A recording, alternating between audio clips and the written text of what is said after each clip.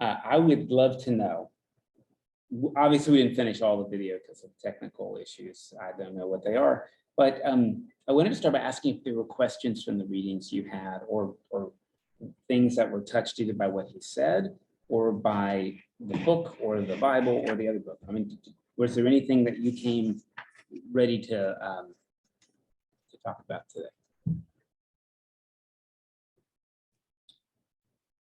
One of the things in one of the readings, I can't remember which one, was that God's people turned away from him and did things that they shouldn't do. And when it got really bad and they were in dire straits, they repented and said, "I'm sorry," and he forgave them.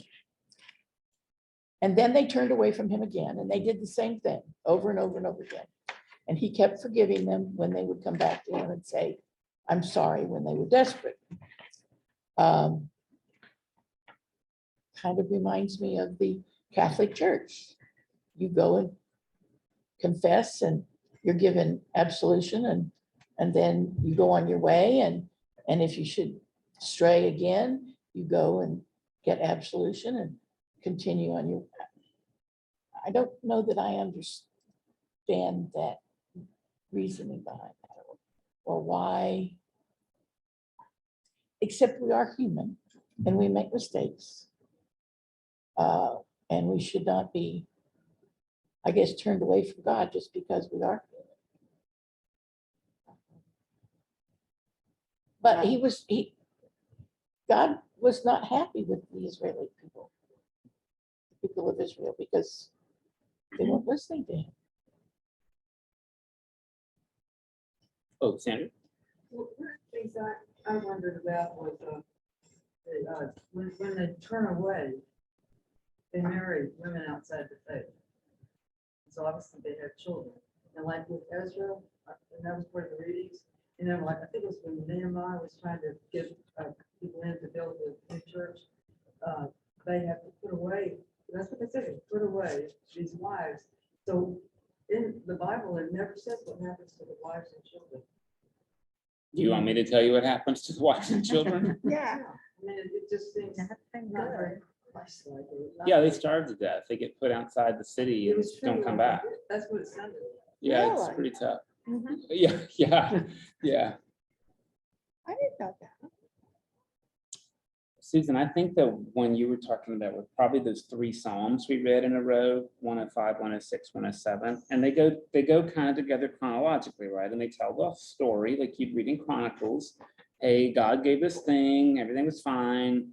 People ignored God. God got mad. God punished. The people said, "I'm sorry," that they were being punished. And God said, "Good." And then they started getting blessed again. And then they ignored. And then they got punished. And then they were sorry.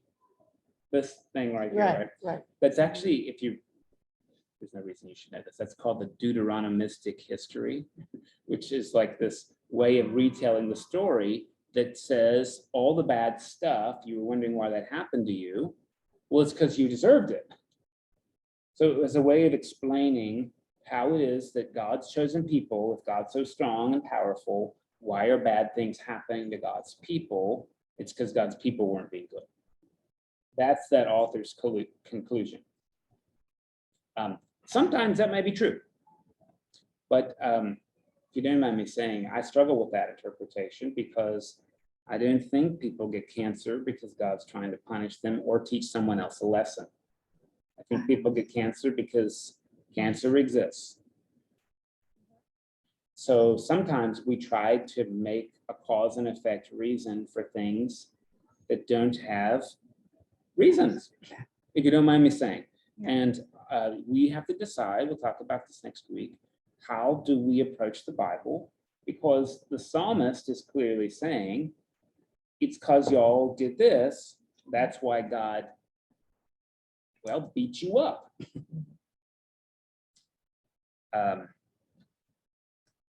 So we have to decide, is that really how it is? Or is that how we are? And we decided God is like us. So I get angry. And when people don't listen to me, I get real angry. Does God get angry when we don't listen? Because I get angry, does God get angry? This is a good question to ask. Usually we think, well, if my kids who don't know anything don't listen to me, their mom, well, they deserve anger, so it must be like that with God. Because God's like the big mom and dad in the sky, and we're like these silly little children down here, and we should listen, and it would make God mad if we don't. But I don't think that anymore. I think God gets disappointed Mm. if we don't listen, because he's given us everything. And I think if we continually don't listen, he gets very sad and disappointed. It's like a parent does when the child doesn't listen. See, you're a better parent than I do, because my disappointment turns to anger. But I like where you went with it. One of my big puzzles is what became of between the Deuteronomy God and the gospel God. Get better at parenting, or Well, there are people that say, does God change in the Bible? This is a question, right? Does he change in the Does God Bible? change? If you read through the Bible, does God change? Like, does God go from being all angry and legalistic to being very gracious? And that's just a little bit incompatible for me. Like, I mean, okay, maybe God has to grow up like we do. I don't know. That's a weird thing. betrayal sure changes. It makes me wonder if it's our understanding of God that's changed instead of God's action in the world. But I'm not saying that's the answer. That's usually how I resolve some of the tension. But isn't that what Revelation is? As the Bible progresses, God continues to reveal God's self to us. Hmm. And we learn more about God through his revelation, and therefore our perceptions change. There are some really fancy theologians, we didn't read one of them this week, who sort of say, actually, we should know more now than any other group of people in history, because since there's more time, there's more revelation, there's more pictures of God. So we're standing on the shoulders of other people with the benefit of not only their revelations, but also our own. And we have theirs in books and traditions, and then we have our own. That's called reason. You see, this is how we do it. But it's not neat, because I can think in my own life, there's times I've had revelations, and then later, I don't think they were revelations. I don't know if that makes sense. Yeah. There were moments where I had a really strong conviction, it must be God-given. And then a couple of years later, it's like, no, that's just like a thing you did. Like, I don't know if that makes sense. And vice versa. I've had things that seem very, very disjointed. And then looking backward, it's like, oh, there's like some kind of like thread that was stitching all that together. And at the time, it was miserable and awful. And now I have a totally different, not just outlook, but way of being because of those things.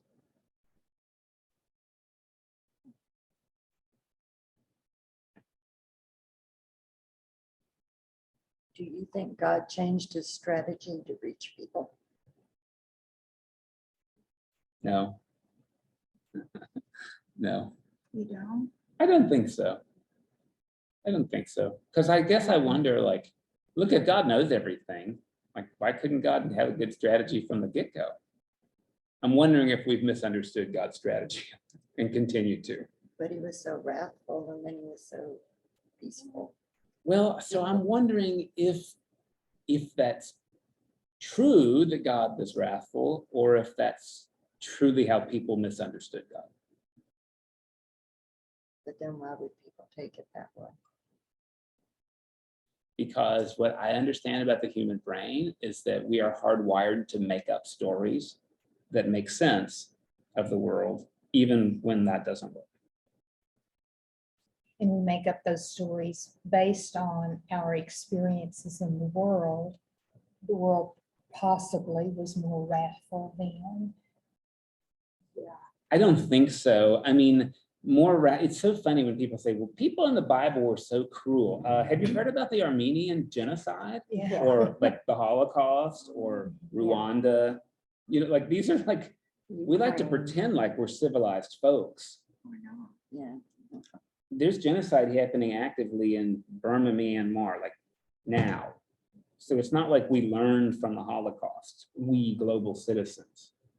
No, we probably think in general in the room, like Holocaust is a terrible thing. And I think it is. And it's still happening on the planet. There are two problems with the Holocaust in our reaction. One, the neglect of not letting refugees in to help protect them. Two, actively taking action to stop it. Yeah. You know, and we've been guilty on both counts. Mhm. We as humanity. Mhm. And if you're not watching it, you should watch Ken Burns's. Yes. He's very much about part one, the neglect. It's pretty tough. Yeah. And you know, it's interesting because we're talking about, you know, this abomination in history. I don't know what else to call it. And we Americans agree this is terrible, right? Like you start talking about other things, we're not so decided, but the Holocaust is an easy one because for us as Americans, because, well, it's abominable, right? But I will tell you that when we visited the Holocaust Museum in Washington, D.C. this spring, you know, there's all of these films playing and you look at it and of course, my natural reaction is, what's wrong with those people? Why did they do that? How could they? And my wife says to me on the way out, who is a much better person than I am, I probably would have gone along with it.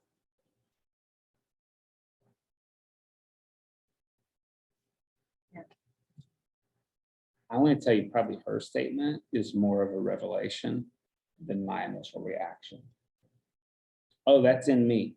That's in me. Well, no, I would never do that. And when I see the Holocaust and when I read books about it, and then people's, you know, reaction to it. And you just sit there and you wonder, okay, would I take that child in? Would I hide those people in the attic? What would I do? Right. And You yeah. don't know till you walk in their No. shoes. No, you don't. I had a friend in Temple that was from Germany, and her father either went into Hitler's army or he was killed. Yeah. And so he didn't want to, but he did. He fought with the Nazis.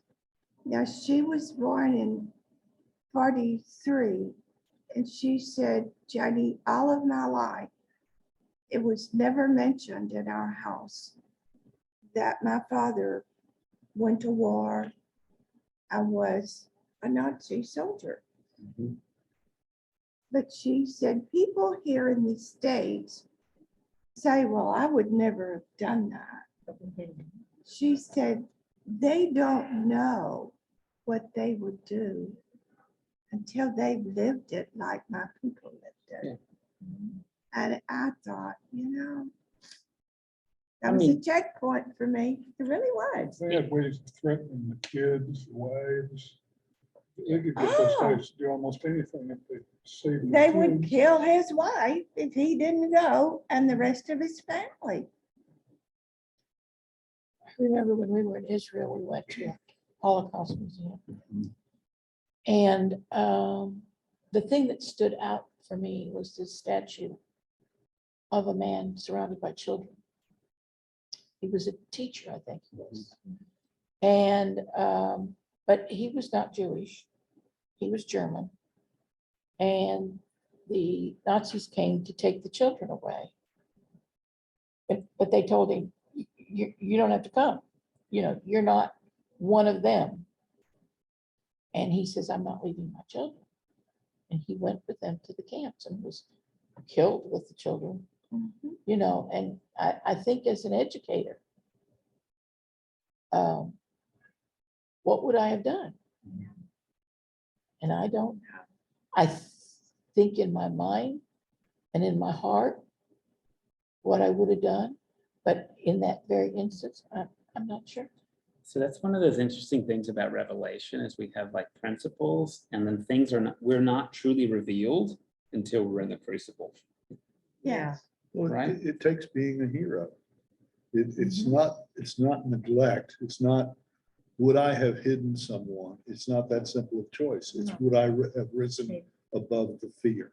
Yeah. That is right. the Yes. tool that is being used to manipulate us. The fear. Whether it's the neglect in the United States of not bringing refugees in, that was driven by a lot of fear. It motivated a lot of hate and a lot of neglect.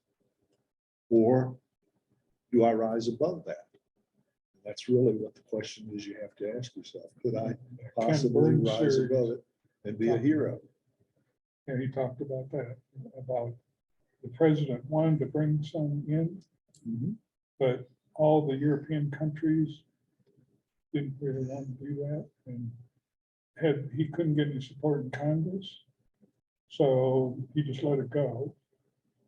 And Hitler turned around and said, see, you guys don't want him either. Yeah, and he modeled Yeah, what he was doing on Jim Crow. Yeah.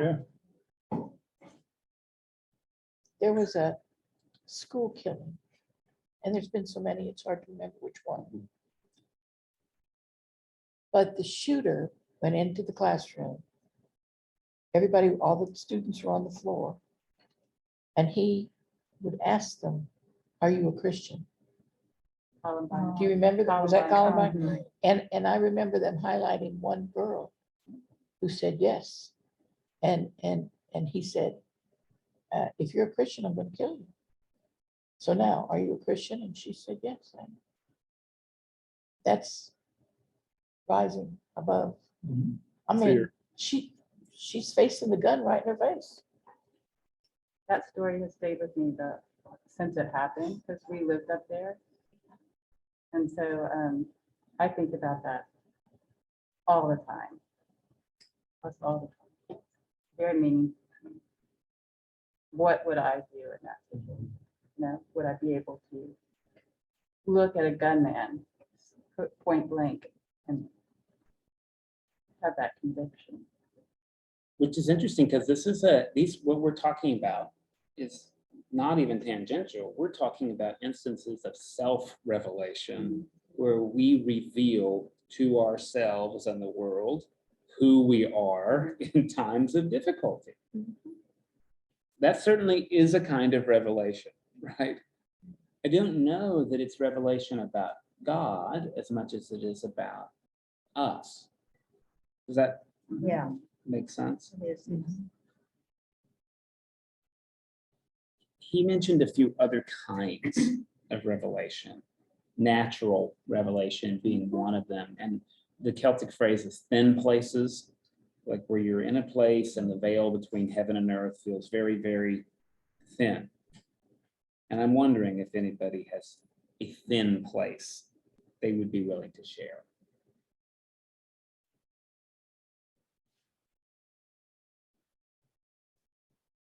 Sunsets. What's up? Just that kind of beauty, being in Custard State Park, and there's no tourists around, just animals. It was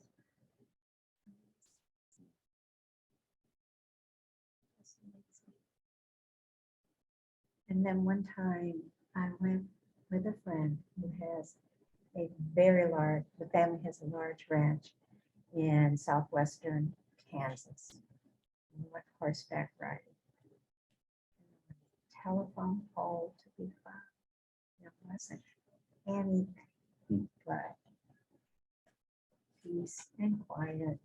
Not always, of course, but it was just beautiful. Mm. It was something I'd always wanted to do. Like being down out like. So, yeah, that's where I like it. I think thin places can happen anywhere for an individual. And there've been times, and it has a lot to do with beauty, and whether it's creative beauty or natural beauty for me. There've been times when I've been someplace, for instance, in the chapel with the stained glass, and suddenly I just have this feeling. It gives me goosebumps, and I don't know where it comes from or why it comes at a certain time. But for me, those are my thin places, and I never know when it's going to happen or why. I think sometimes in God's grace, it comes in a time of trouble, need. Sometimes I'm not even aware of. Hmm. And it's sort of like that very good friend that will see you and go, oh, are you all right? And I think that's God's way. Birth and death. Well, and I was just thinking that my husband and I struggled to have children, and we decided to adopt. And my child was 5 days old. And when they placed her in my arms, everything else around me disappeared. And I felt like I saw God in her face. That was a thin place for me. I think I experienced a thin place in my former career 10 years ago. I was an ICU nurse, and the bedside of a dying patient, when they take their last breath, you just see on their face, and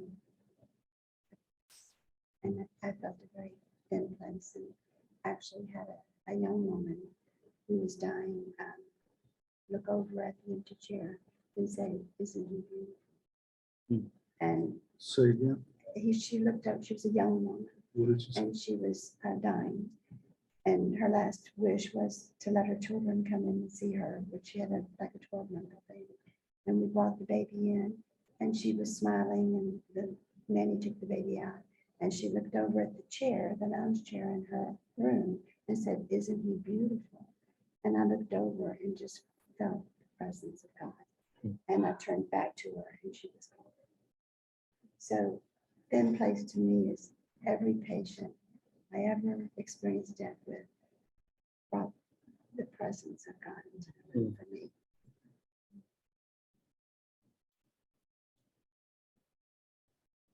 I had an experience like that when I was 14. And I was with my best friend, and her grandfather was dying. And her mother and daddy were on that side of the bed, and we were on the other side. And the nurse had said, "He's passing." And he had closed his eyes. And all of a sudden, he opened his eyes in such awe and wonderment and said, "It's so beautiful." And he was gone.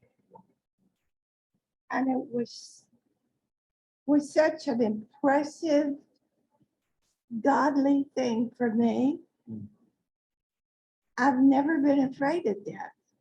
After seeing that, I mean, he had the most beautiful blue eyes anyway, but his eyes were just like jewels, and they were just glowing.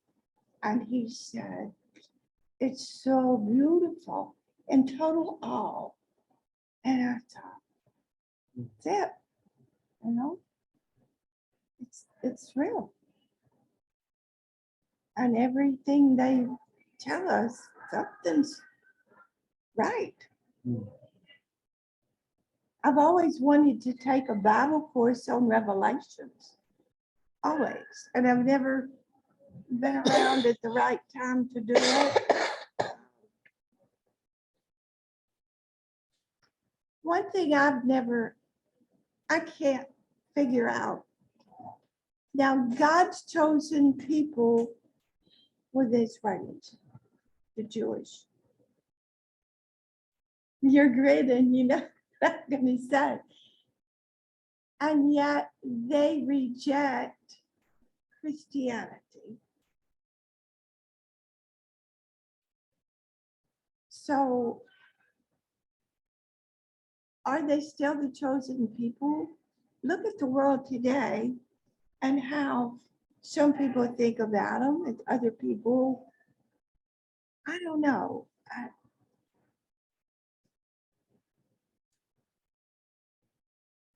Are they still his chosen people?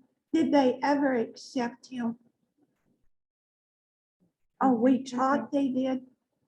I have this question. I Are don't you know. asking me? Yes, I'm asking you as a priest, Oh, my gosh. and you know the Bible. I mean, you could teach in seminary with your knowledge. You're asking me as a priest. Well, my priestly response is, who does God pick? God picks us all. Yeah, I agree. I wonder what a rabbi would say to that question. I wonder, Bob. I do, I wonder. Well, I remember what Rabbi Matt said about it when he came here in February. He said, and it's actually an interesting question. The two rabbis, I've mentioned to Rabbi Stewart that my brother had converted to Orthodox Judaism, and his response was, ugh. Like, really? He was like, ugh.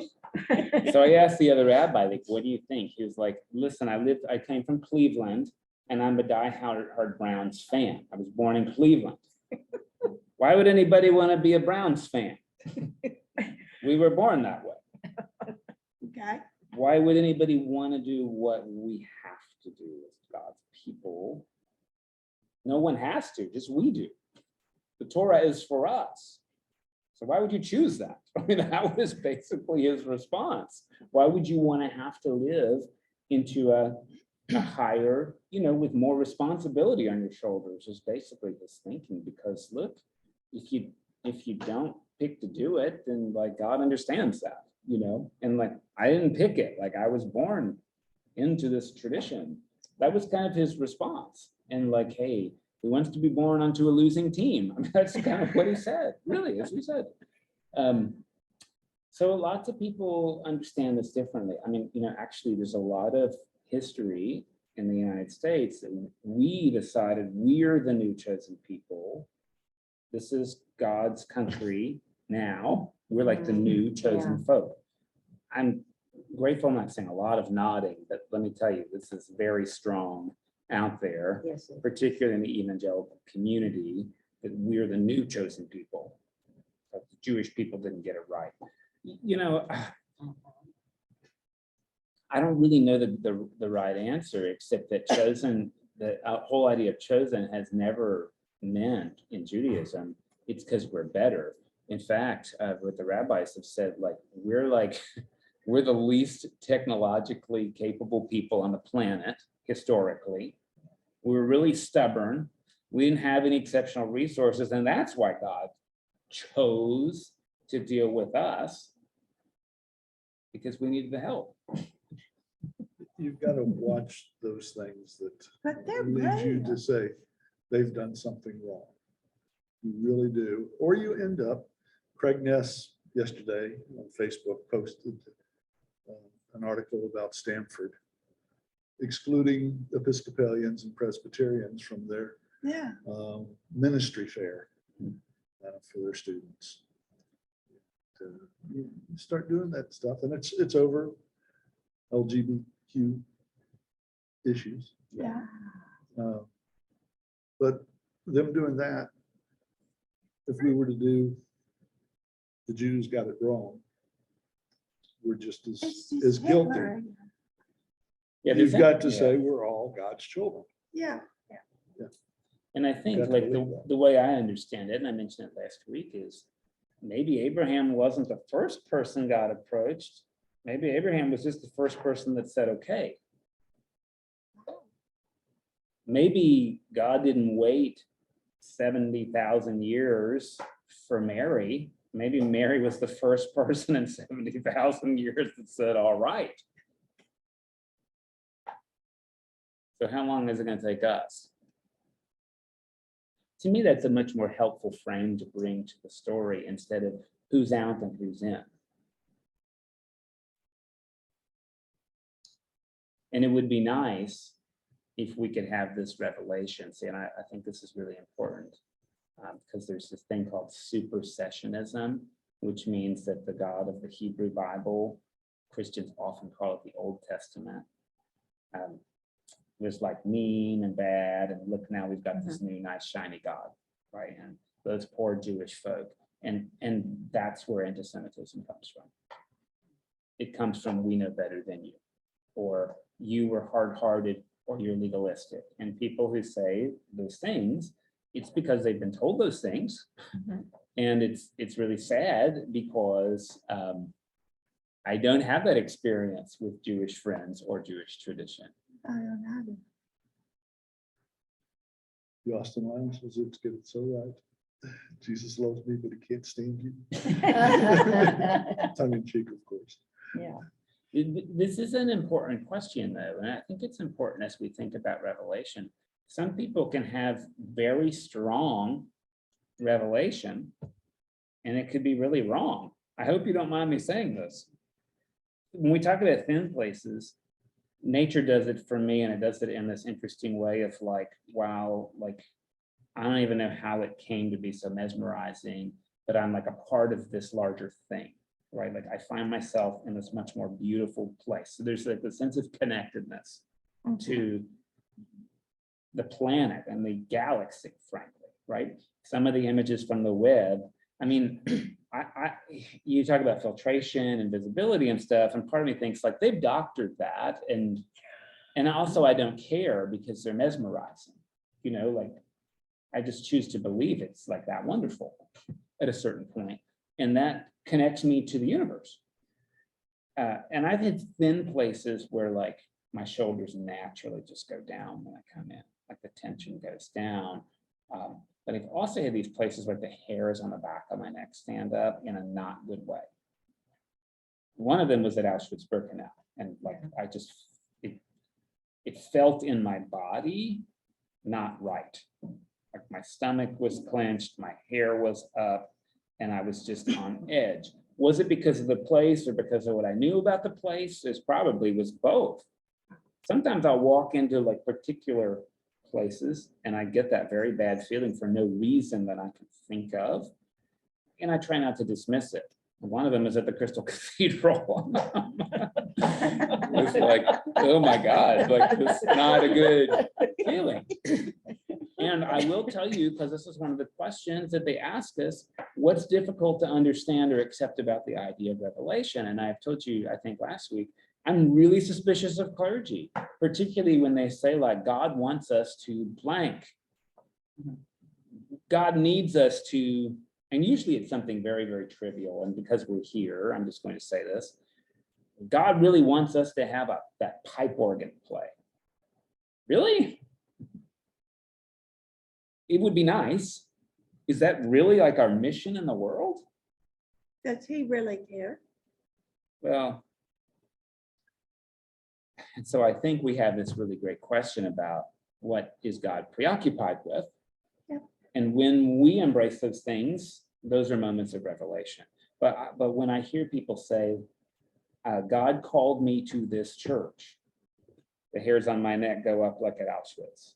I'm serious. Now, I would tell you, retrospectively, coming here, a lot of things really went our way.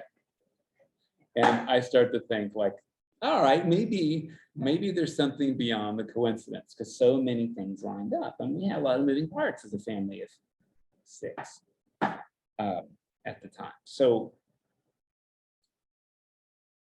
I still leave a little bit, I don't know. But when we talk about like, well, God wanted me to be the priest here. Well, God wants a lot of stuff that God doesn't get. So let's be real clear on that. You know, like, is it more important to have, you know, so and so, Father so and so as the priest at your church, or that 40,000 children are going to starve to death this week. I think it becomes really important how we use the language.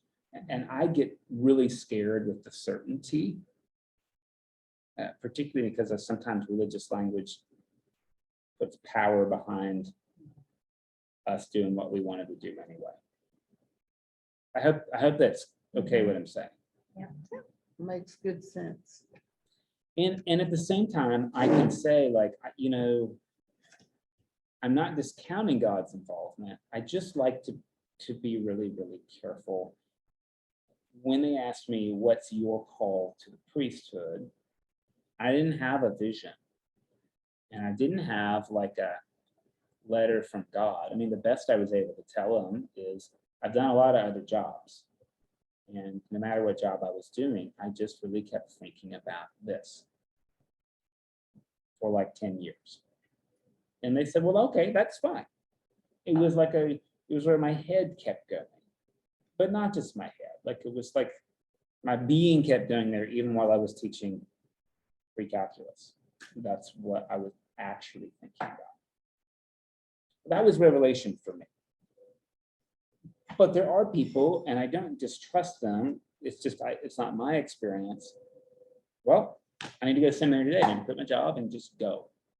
And I just don't have that in my life often. And that's hopefully helpful to hear, that we don't all have to accept this the same way. I guess one of the biggest things I got out of this chapter was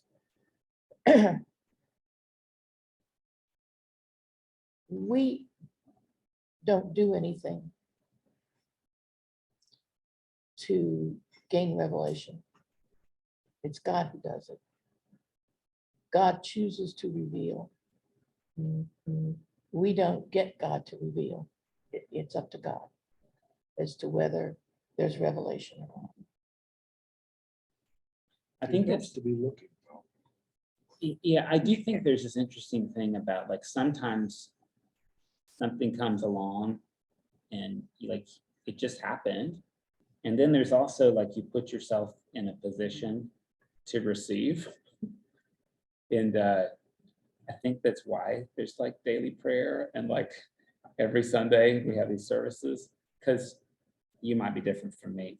Not every Sunday does it for me, But if I said after 2 times of it not doing it for me, it's not working, and quit, I would be missing out on those other times where it really works, because I didn't put myself in this place, right? And it's an interesting question. It's not in the book, but I wonder if I could ask it. Do you have any revelations in church? I mean, in church. I don't mean at the breakfast table afterward, or like doing food handouts. I mean, like, do you have moments in church where you're like, yeah, that was a pivotal moment for me?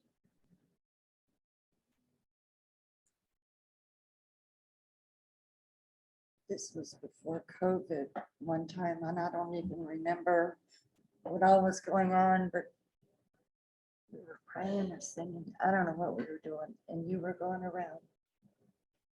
And I remember when water hit me, and it was just, I can't even put it in.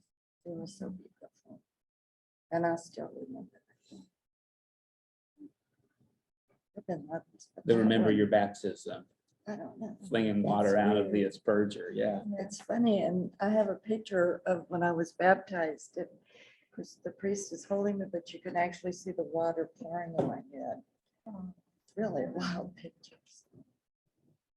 That really did something to me. That Thank you. it was special.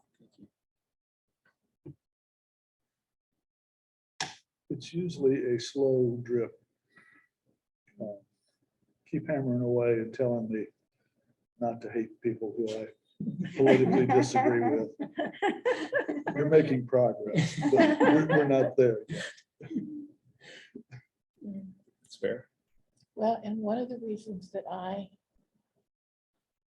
love the Episcopal funeral service is the whole image of the light not going out, but changing. That has been a revelation to me. I got tons of revelations. I mean, the beauty of that candle, those candles over there, I sit on the left side of the church. And the beauty of the people who come and stand there to light that candle and to watch them connect with whoever they're lighting the candle for, to God. I mean, it's just such a special moment. And I look at that as so grateful. And you know, the fact that a child wants to sit with me in church just touches my heart so deeply. And you know, my confirmation, I love that people put their hands on you.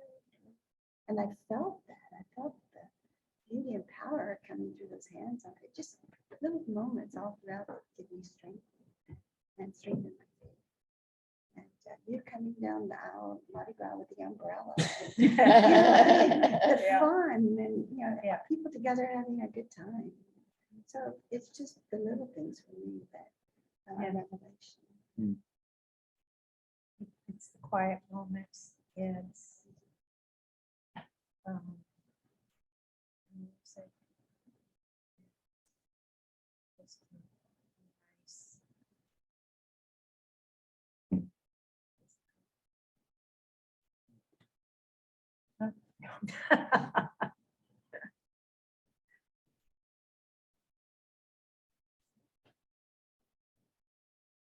I have a crazy friend who said that most people sit in the same pew every week because one time they sat there and maybe it was the lighting, maybe it was what they had for breakfast, but something happened in that seat. And so they go back to that seat every time, just hoping it'll come again. And I thought that's probably the most compassionate understanding of same seat pew selection that I've ever heard. I sit in the same chair every week, pretty much. Unless somebody bigger than me takes it. Happens about once a year, you know. I always loved the idea of time sharing my seat in the pew with Chris Kraft. Those are like, it's interesting, like the moments that we're talking about though, like are very embodied actually. They're not ethereal. They're very embodied. A kid sitting next to me in the pew. I know I'm sitting where somebody else sat. The water hit me and did something for me that was extrasensory. But it was the water, right? I mean, or the quiet, the beauty of the space. I mean, we didn't have a lot of beauty outside of, if you don't mind me saying this, like beauty for its own sake is disappearing in architecture. You go to a museum, but I would tell you, having grown up evangelical, our churches were not pretty. They were engineered to do like filming and lighting and sound, but you couldn't see clear lake. There wasn't like lighting that changes every minute based on the angle of the sun. Because of the glass and the color. You really want to appreciate it, you ought to sit in the balcony once in a while. I really came to appreciate that sanctuary up there. I get moments of revelation, like with that candle altar, that people use it. I mean, we didn't know. Most Episcopal churches don't have them. 95% don't have them. And we're not an Anglo-Catholic. I mean, we're not Anglo-Catholic here. And it doesn't look like a normal one either. I mean, it's like curvilinear and it's beautiful. And the people who dedicated the thing, like made it possible, were the last people I would have picked to do that. And they love it. You know, they love it. And like any Sunday morning, there's 5 to 10 candles going. And I just find that it's funny when I'm really honest about it. It's like it reveals part of God to me, and it also reveals like this beautiful thing about other people and compassion and like prayer and concern being embodied in this flame. I guess that ultimately goes back to God, but initially it's more like, it's just, there's so much like compassion and embodiment. I don't know what else to say in that. My kid running up to me in the middle of communion and climbing on my head revealed a lot of things to me. But I would say, like, for me, it's a strong moment because of your response to that event, your response, or the guy getting up with schizophrenia was revelatory to me. These are church moments, right? They were church moments. And a lot of it had to do with not like God gave me some kind of vision, but this thing happened and where was the life in it and who held the life up. And ultimately, you all held up the life. I mean, it could have been very like, no, that's not a revelation. Like, that's wrong. It shouldn't happen. You should be quiet in church. Kids should stay in their seat. That reveals something. I just don't think it reveals God. There was such joy in her doing that. Yeah. You know? The joy of a young child wanting to be with her parent. And it didn't matter where that parent was, but the love and the joy. was- And I want you to know that my inner voice was, this is wrong, tell her to sit down. Because that's how I grew up in church. Not because my parents were mean, that's just how we grew up. Yep. And I had a neighbor say to me, somebody told me from your church how distracting your daughter is. And I said, well, you should probably tell them to speak to me about that, because I don't talk to anonymous complaints. And someone else said, children should not be in the sacred space of the chancel because it defiles the space. And my reply was, I would love it if you would have that person talk directly to me so I can better understand that. Their response was, well, nobody would really be comfortable doing that. And it was really clear to me that that was their viewpoint, not somebody else's. And I don't want to say they're wrong as if it's an absolute category. What I want to say is these moments are revelatory. Yes. About who we are and what's most important to us. And order and decorum are very important. But they are not the most important to me. There are times when they are very important, and then there are times when they are. Certainly her doing it during the middle of a wedding. It would have been less than I did. Or a funeral. Or a Climbing on the casket would Yes. not be a lovely thing. But Although I think everybody would, you know what I mean? I think of this is the interesting thing about drips of revelation. It's 7 years now, 7 years. And look, I got all kinds of weirdness, but it's occurred to me, there are things we could do and enjoy together now we could not have touched 7 years ago. And that's because we've grown together. And that's not necessarily like absolutely right or wrong, but it's revelatory that I can get up and talk about the high holy days in the Jewish tradition Sunday, and people are not going to get up and walk out or send me an email like, why are you doing that? I don't think anybody's going to do that because we've drip over time. Here we are, I think. I remember we had a funeral here for a gentleman who was a Navy veteran. And Miriam played, what is it? Something about pass the ammunition. Praise the Lord, What was pass that? the ammunition. Yes, yes, Yes. during the service. And, you know, this gentleman belonged to an American Legion, and they had legionnaires there and their gear and everything. And his wife asked if we could play that, and we did. And it was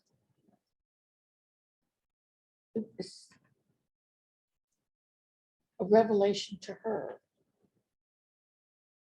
that it was important to him and that we honored that.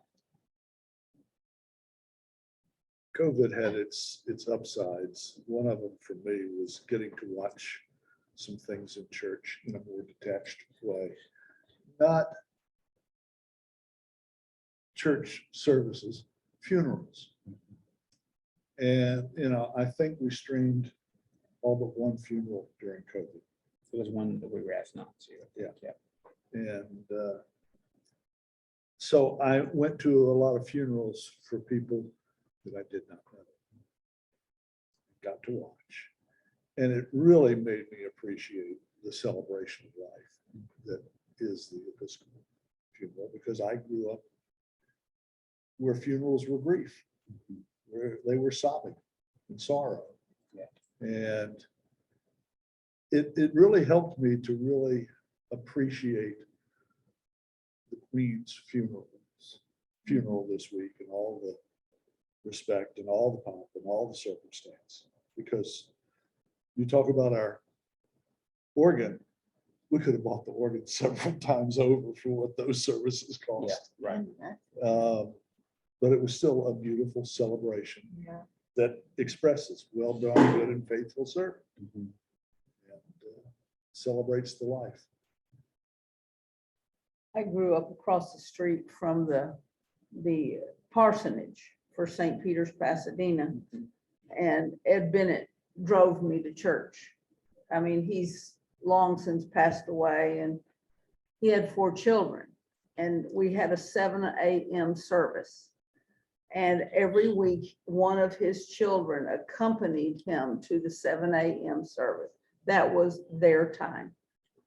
But most of the time, that child sat underneath the altar, cross-legged, you know.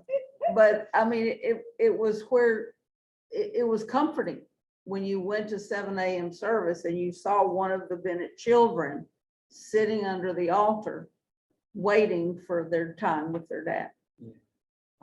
It's something I'll never forget. And they were in the sanctuary and nobody said a word, you know. And that was 65 or so years ago.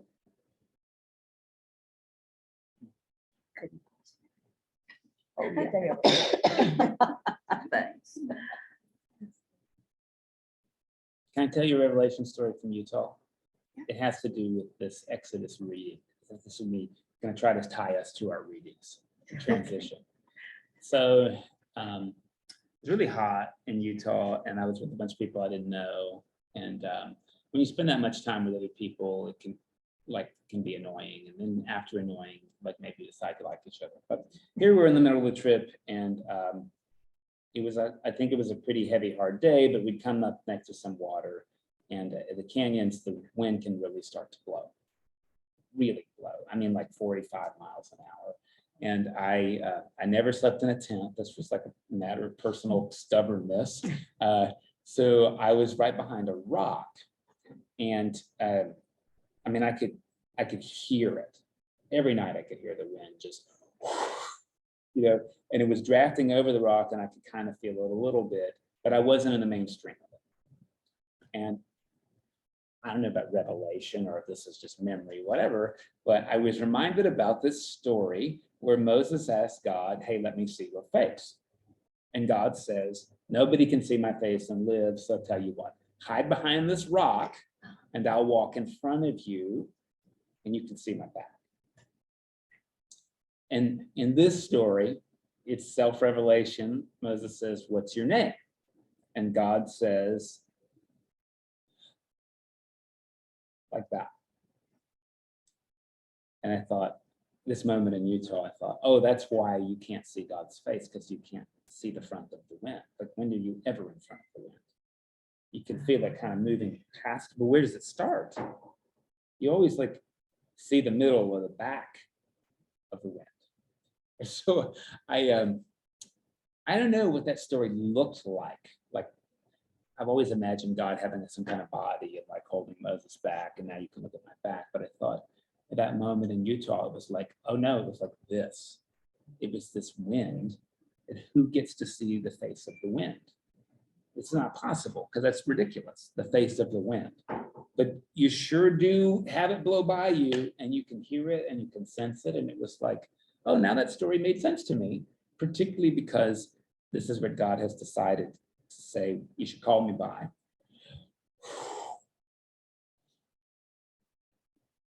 Was the wind eerie? No, it just was really strong. There's a couple times it was blowing But me the over. noise of it, No, no, okay. I think because I had just decided everything's different here. And it mostly is. And it was, Yeah. yeah. Okay. So it was an interesting, my own story resonating with these, it was interesting to think about how is God sometimes physically manifest. Oh, yeah. And I think I've told you before in church that the rabbis say that since God's name sounds like a breath, that this is how the rabbis understand Genesis 2. God makes the human being out of clay, and it's just a clay thing like kids make. And then God breathes God's name into the clay, and the clay takes God's name, becomes alive. And the rabbis say the first thing you do when you're born is you say God's name and you're alive. And the last thing to do before you die, you say God's name and it leaves you. So that bit about breath and revelation is a very part of like the Hindu tradition, if you know anything about it. Yoga is all about, it's a breathing class, it's not an exercise class. This is what people say, right? It's all about this being centered in like the most embodied physical and also invisible thing in your life. And this is like what God tells to Moses. This is what you call me.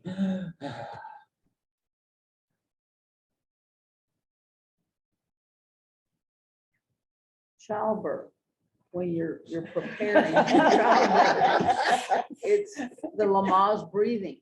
Yes. And that's a big thing Yeah. with preparing and delivering a child. And so to imagine that God is in breath, like God is Right. bound in breath, Right.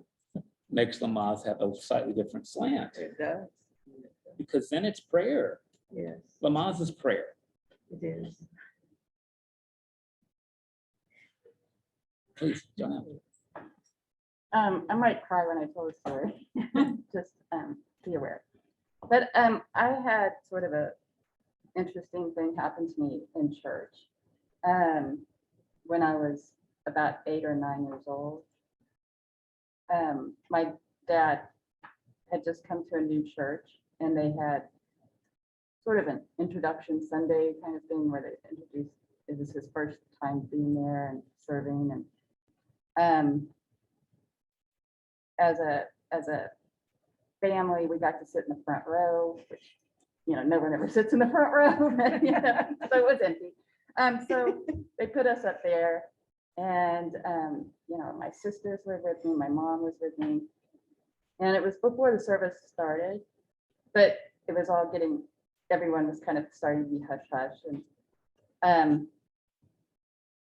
the credence table where they have the vessels for the wine and the bread were up there at the altar, and coming out from there,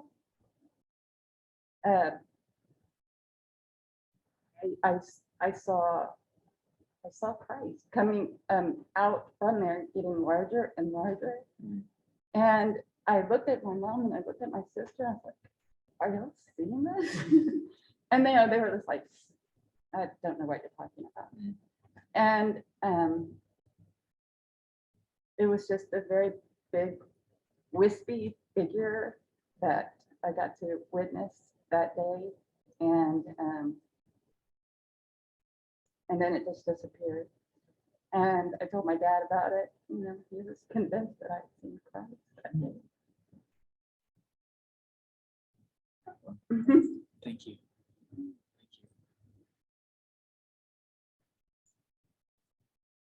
So let me ask you, if you want more revelation in your life, how do you get it? Be prepared for it. How do you prepare? Be aware. Prayer, aware, pay attention. Be open to it. Listen, looking. Be still and know I am. Like you and I have talked a bit about consensus building. And I find it that when I'm working to build consensus, I learn. It's one of the prime ways that things that I'd never considered get revealed. It's important. Choosing to work together. Choosing, it's a form of active listening. Done right.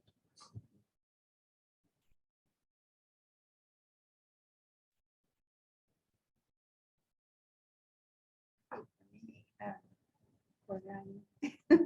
My core value, learning, reading, education, constantly searching for inspiration.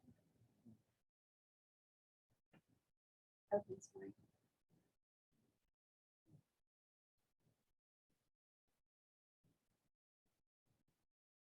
I did do the test. And I was right. You were right. I Good, was good. I'm glad the test reinforced what you already knew. Yeah, what I knew.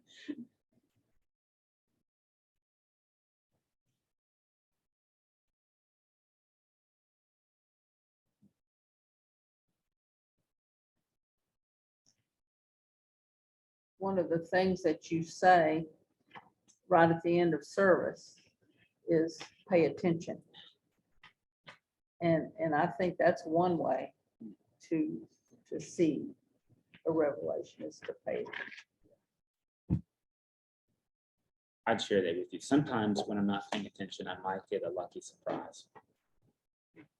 Yeah. But I know if I want to up my odds, attention seems to be the best way. Even people at their worst. Now, this is a silly story, right? Because I had a dog that died about 2 weeks ago. And there's lots of people, and I'm not saying anything judgmental or negative, but there's lots of people that say things like, not at this place, dogs don't have souls, it's just a dog, whatever. And I wonder if it's because those folks have just never paid attention. I wonder about that. And I find myself oddly thinking, like with the dog that I have lost, and just I lost her. She's always been found, really. There came a moment my wife was like, oh, she's like one of those Buddhist figures that's like totally enlightened, but chooses not to go in nirvana, like chooses to stay here to help other people figure it out. Well, that was the dog, right? Maggie was that. She was like a bodhisattva. Like I could, yeah, it doesn't matter what I could do. That was her.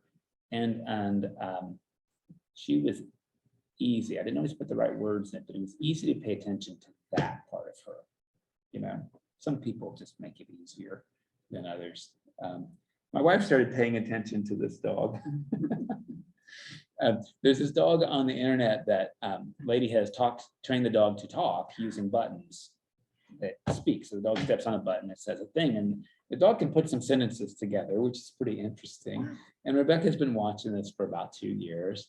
And what's been really interesting is to see, as she's watching these videos, how she interacts differently with Dora.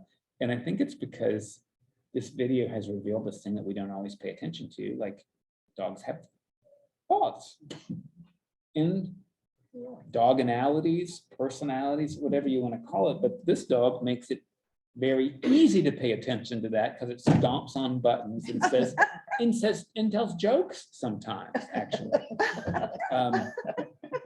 It's pretty interesting. It's Bunny the talking dog. If you want to watch Bunny the talking dog, it's this beautiful sheepadoodle that steps on buttons, and that got my wife's attention. If anything, maybe the next part of that, Valerie, that's important for me is be astonished. Sometimes I add the word positively astonished. We had to paint a plant or a formation on our thing time in Utah so that we would pay attention to it.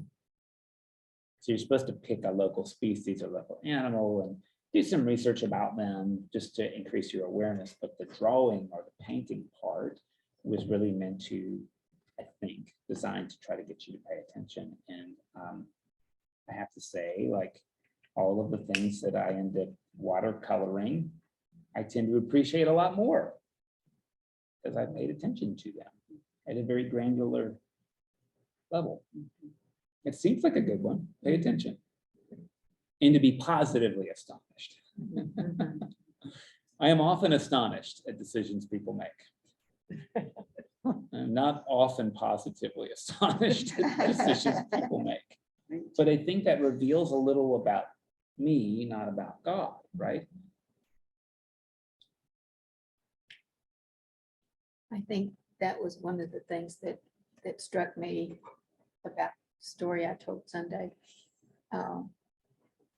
How a person can be going about their workday and driving down the street and notice a person in a wheelchair sitting under a tree. Well, I never would have seen that. I mean, 9 times out of 10, I don't know what's going by. But hearing that made me decide that I wanted to be more aware, to pay more attention to the opportunities that come up. And I think that's revelation for me. Just a reminder. And then I ask, which would be the prayer, help me be more mindful of opportunities.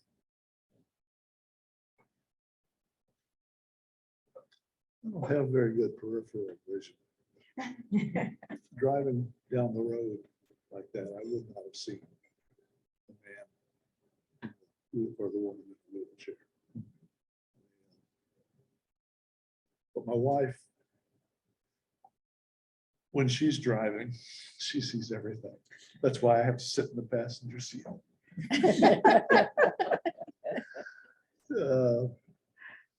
But when we travel, not commuting, not driving up to Houston or whatever like that, we call it being open to serendipity and actively looking for opportunities of serendipity, because it's happened so many times that we've come to trust it. And it's a great way to get some things revealed.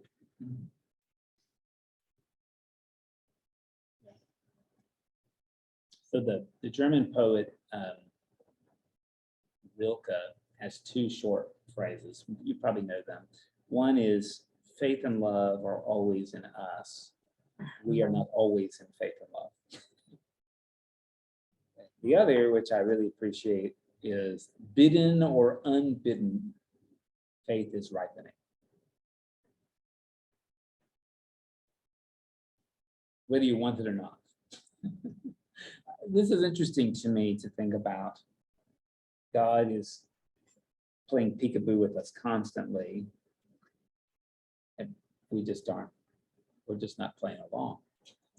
Sometimes it's so dramatic that God catches our eye, right? Right. And maybe part of it is being willing to think. So you've heard me say this before when we were kids. It was, if you don't have something nice to say, don't say anything at all. I think it's, if you don't have anything nice to say, think some more.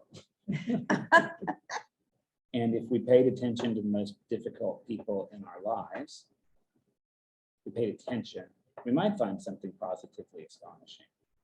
We might. It's astonishing how difficult they can be.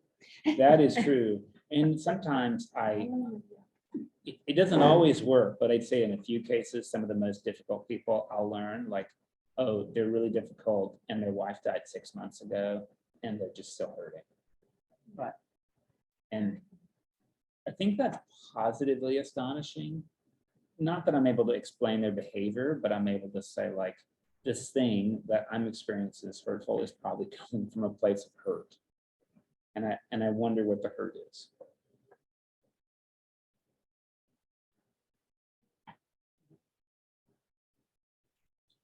Sometimes I'm not willing to invest that much attention because sometimes people really hide it. You know, some people are very open, like, here's God, here you go. And some people are like, I'm not letting you see that. I'm going to cram that. Anybody read Harry Potter?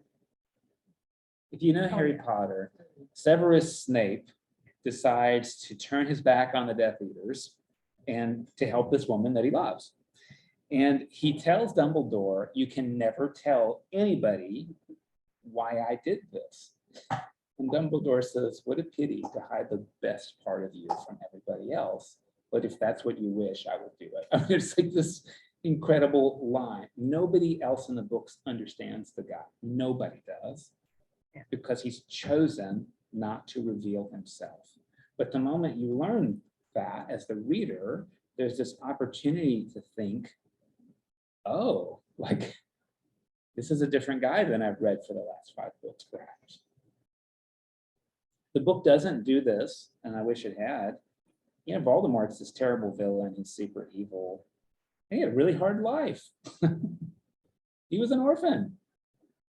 His mom gave him up as a kid. Maybe because that was the best she could do. J.K. Rowling doesn't really exploit the opportunity to have compassion for the Dark Lord. Yeah. But could you imagine?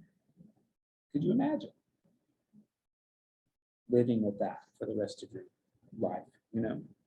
And there's some revelation there for me. You weren't able to recover from it. Instead of, you're evil for its own sake. There's hurt you have not been able to recover, and maybe never will be able to recover from. That's revelatory.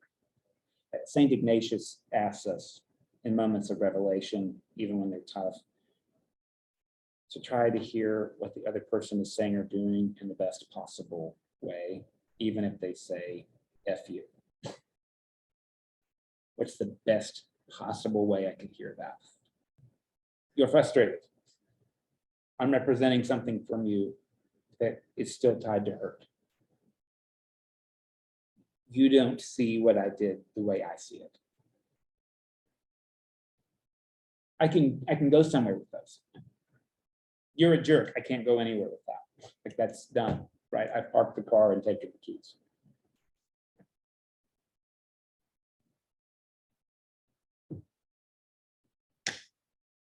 And maybe that's coming back, Susan, to what you talked about. People are good, everything's fine, maybe bad, whatever. The fact that God continues to go the circle with them is an interesting part of Revelation, isn't it? Yeah.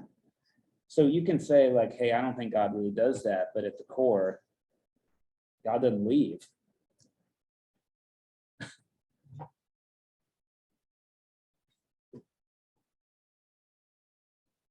I think for me, the one thing that the big thing I came away from the readings this week was a picture in my mind of a relationship with a very good friend.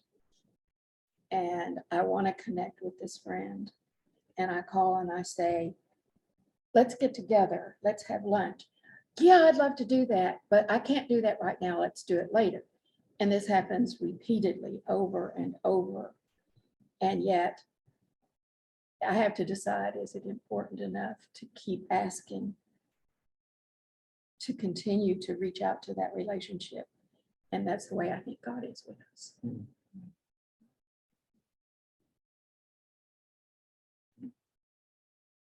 Well, that would be a different spin on the Psalms passage we started with, wouldn't It it? would. Yeah.